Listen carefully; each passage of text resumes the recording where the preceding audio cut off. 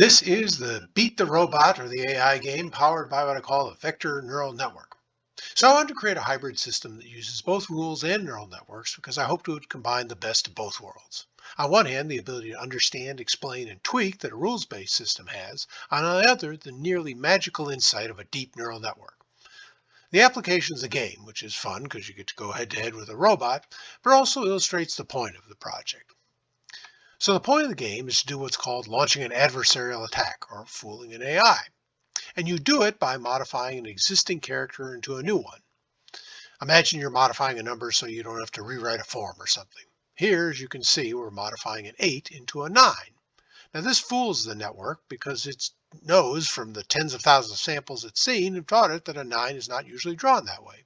And it has no high-level concepts to correct it. At least it didn't until now.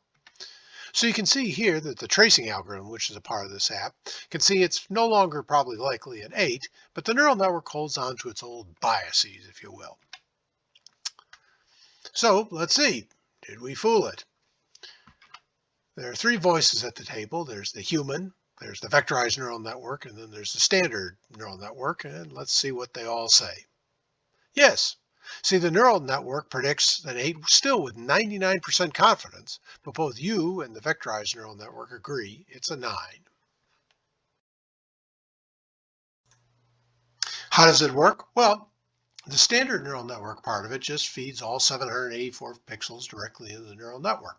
But the vectorizer uses a 5-step process to develop the trace that you saw in the game part. So first, it just generates an outline. Easy enough.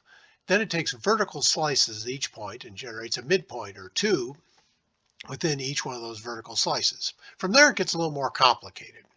So each one of those midpoints are connected to all the contiguous ones. And that's done with a multi-part filter that includes a recursive backtracking filter that makes sure that all of these points that are connected should be connected. And all of this happens dynamically. You can watch it change as we modify this, and whether you add or remove pixels. And I think it's done in a pretty good balance. I mean, if it's too sparse and you just avoid all white, then it's you really have too few contiguous connections to choose from. But if it's very easy for it to spider web and create a real mess out of this, so there's a good balance here. And then from there, the tracing algorithm is designed to reduce the number of segments. And then finally, it adds ends to it.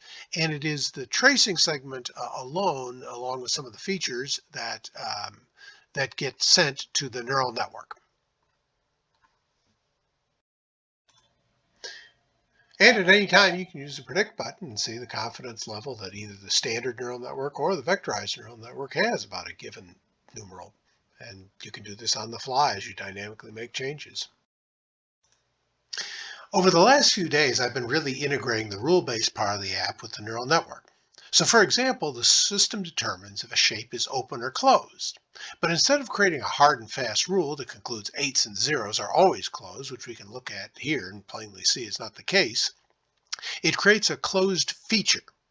And the neural network can weigh this along with all the others it has about the character, which are not just a series of vaguely connected pixels, but a series of vectors that trace the path of the number. In both these regards, I think this is very much the way a human thinks about this problem. In the weeks I've been tweaking this, I've gotten it to 92-94% accuracy. But more importantly, what I hope to demonstrate here is that by making a machine learning system more interpretable, explainable, we as developers, as citizens really, can participate in the development of these AI systems and make them not just more accurate, but to reflect our understanding of the world, maybe how we think it should be. And we can do it while retaining all the gains of machine learning.